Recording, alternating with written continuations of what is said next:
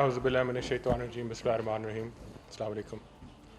मैं मुख्तसरन आपको कुछ नुकात पे हाईलाइट करके दूंगा। ज़्यादातर तो मुनस साहब ने ऑलरेडी आपको बता दिया है। पर जैसे आपको पता है 21 नवंबर को इस्लामाबाद हाई और उनको पूछा गया कि ये मुज़ाहरा कोई हो रहा है तो इसके बारे में आप क्या इक़दामात कर रहे हैं। उनको क्लियरली बताया गया कि जी हम ये इस तरह मुज़ाहरा हो रहा है और हम उनको कोशिश कर रहे हैं कि वो मुज़ाहरा मुलतवी कर दें, बिकॉज़ बेलारूस के सदर आ रहे हैं, उनकी टीम आ रही है और कुरम में भी इशूज़ चल रहे हैं।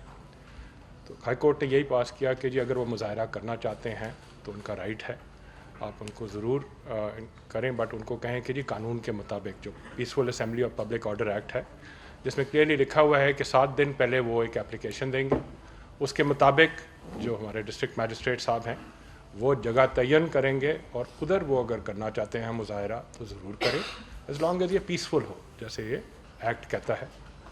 उनको बार बार इस चीज़ के बारे में बताया गया, लेकिन ऐसी एप्लीकेशन कोई नहीं आई।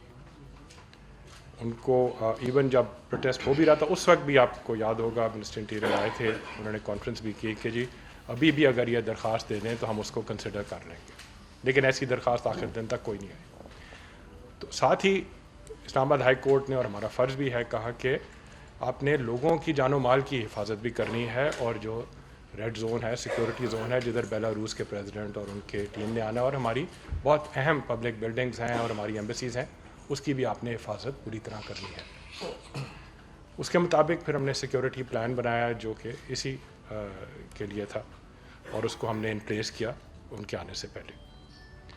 आपको ये मैं फिर बताता चलूँ कि हमारी जितनी लॉ इन्फोर्समेंट एजेंसीज़ हैं उन्होंने बहुत सब्र का मुज़ाहरा किया इस सारे दौरान, बहुत उनको चैलेंजेस आए, बहुत उनको उकसाया गया उसमें, लेकिन उन्होंने आखिर तक वो पूरी तरह साबिर रहे और किसी किस्म का, जैसे मुनस साहब ने कहा, आतिशी असला नहीं इस्तेमाल किया गया कहीं पे भी। देयर इज़ नो, जहाँ तक जो मुज़ाहिरीन थे उनके पास जैसे एविडेंस भी है आईजी साहब के पास, उन्होंने जदीद हथियार भी इस्तेमाल किए, उन्होंने पत्थर भी इस्तेमाल किए, गुलेलें इस्तेमाल की, टीयर गैस शेल्स इस्तेमाल किए, ग्रेनेड्स किए और स्टन गन्स।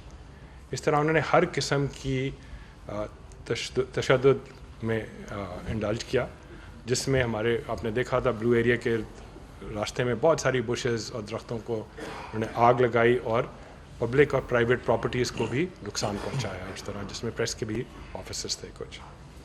और जैसे आप सबको पता है इसके दौरान हमारे 3 रेंजर्स और 1 पुलिस कांस्टेबल भी शहीद हुए। आर्मी, मैं फिर रिपीट करूं, सिर्फ रेड जोन में डिप्लॉय हुई थी और कॉन्स्टिट्यूशन एवेन्यू में, और वो इसलिए हुई थी ताकि इस एरिया को स्पेशल प्रोटेक्शन दी जा सके, बिकॉज उस वक्त बेलारूस के प्रेसिडेंट भी उधर थे और हमारी, जैसे मैंने कहा, अहम पब्लिक बिल्डिंग्स हैं और हमारी सारी एम्बेसीज़ या सफारत खाने भी उधर ही हैं।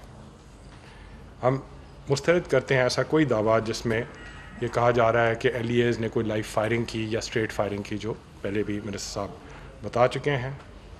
हाउएवर, जैसे आपको वीडियोज़ में अभी दिखाएंगे भी, जो मुजाहिरीन थे उन्होंने बिला इश्तियाल गोलियाँ ज़रूर चलाईं और उसकी वजह से हमारे बहुत सारे जो लॉ इन्फोर्समेंट एजेंसीज़ के लोग हैं ज़ख्मी भी हुए और कुछ शहीद भी हुए। शुक्रिया।